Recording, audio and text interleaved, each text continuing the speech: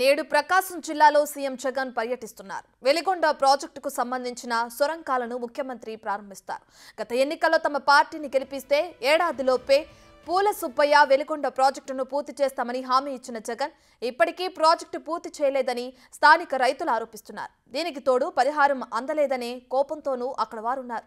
అయితే దీంతో సీఎం పర్యటన సందర్భంగా పోలీసులు కొన్ని ఆంక్షలు విధించారు.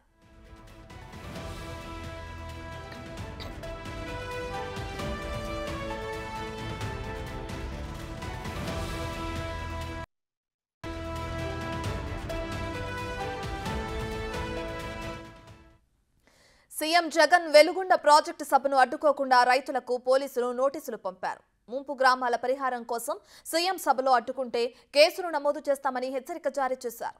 ఖమ్మం, అర్ధవీడు మండలాల్లో 11 గ్రామాల రైతులకు నోటీసులు జారీ చేసినట్లు సమాచారం. అక్కడ రైతులతో పాటు 100 మంది ప్రజా సంఘాల నేతలకు నోటీసులు ఇచ్చినట్లు తెలుస్తోంది. దీంతో నీరు వస్తుందనుకుంటే నోటీసులు వచ్చాయంటూ రైతులు ఆవేదన వ్యక్తం చేస్తున్నారు.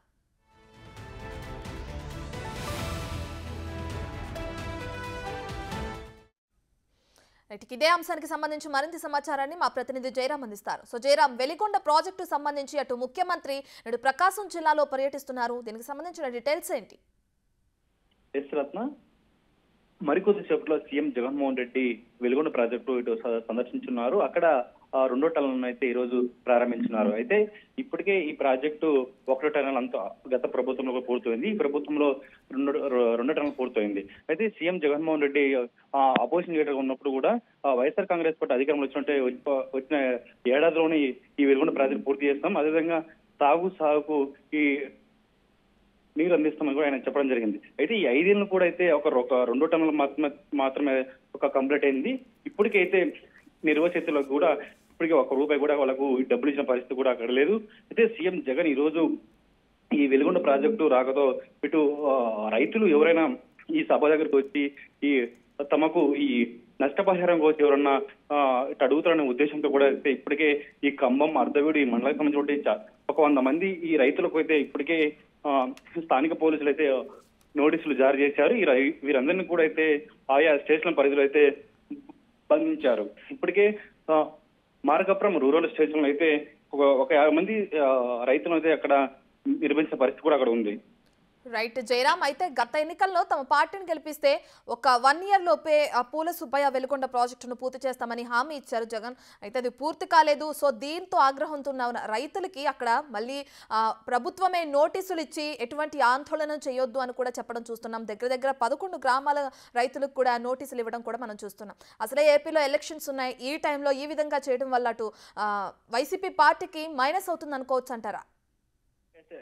ఎగ్జాక్ట్లీ సేమ్, అంటే ఎన్నికల నోటిఫికేషన్ మరికొద్ది రోజుల్లో రాబోతుంది. ఆ కారణంతోనే ఈ హడావుడిగా జగన్ ఈ రోజు అయితే ఇక్కడికి వచ్చేసి ఈ ప్రాజెక్టు ఇటు సందర్శించి ఇటు జాతికి ఇటు అంకితం చేస్తామని ఇక్కడ చెప్తున్నారు. అయితే వాస్తవ పరిస్థితి అయితే ఇప్పటికీ ఇటు రైతులకు ఇటు నష్టపరిహారం కానీ ఇప్పటికీ ఈ ప్రాజెక్టు సంబంధించి నీటి కాలువలు కానీ ఇప్పటికీ కంప్లీట్ కాలేదు. ఓన్లీ ఫర్ అక్కడ టన్నులు మాత్రమే ఈ రోజు ప్రారంభించున్నారు.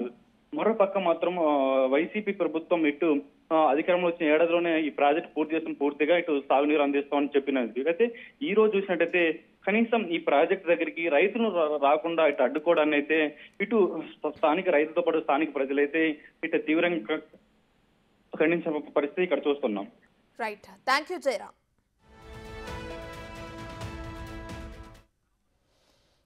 లోక్సభ ఎన్నికల్లో పాలమూరు 2 స్థానాల్లో విజయం సాధించడమే లక్ష్యంగా కాంగ్రెస్ అధిష్టానం పావులు కదుపుతోంది. ఇదే పాలమూరు వేదికగా ప్రజా దీవెన సభలో సీఎం రేవంత్ రెడ్డి ఎన్నికల శంఖారావం పూరించనున్నారు.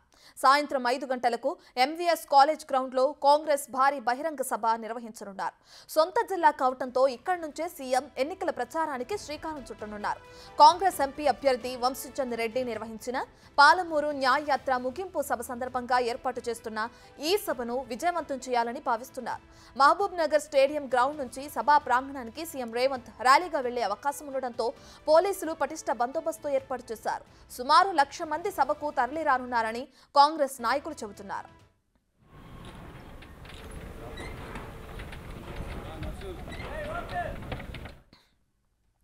మహబూబ్ నగర్ నుంచి వంశీచంద్ రెడ్డి పేరును సీఎం ప్రకటించారు. దీని పరిధిలోని 7 అసెంబ్లీ స్థానాల్లోనూ కాంగ్రెస్ ఎమ్మెల్యేలే ఉన్నారు.